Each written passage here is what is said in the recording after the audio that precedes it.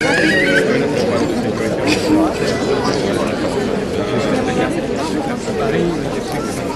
ça va être...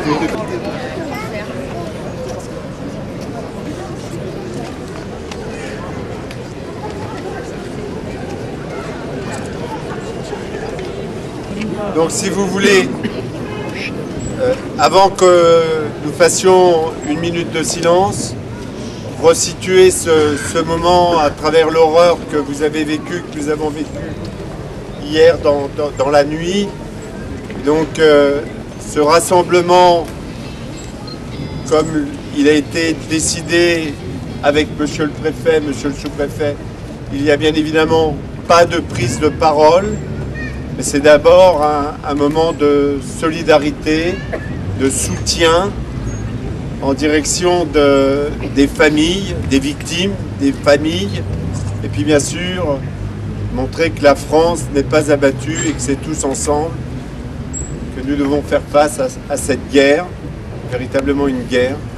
Donc après que monsieur le sous-préfet vous ait dit comment vont s'organiser les jours de deuil au niveau du pays, je propose que nous puissions nous mettre tous ensemble, tenir par la main et puis donc recueillir en direction des familles.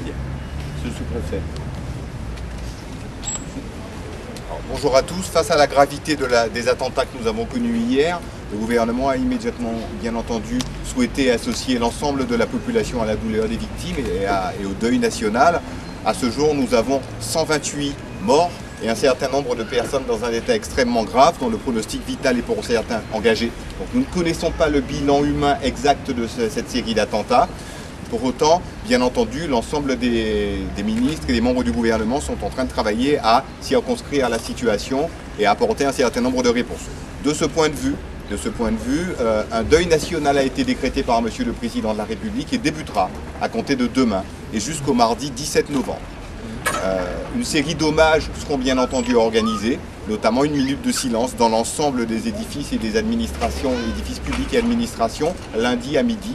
Et d'autres manifestations nous seront communiquées au fur et à mesure et bien entendu nous vous les communiquerons au fil de l'eau.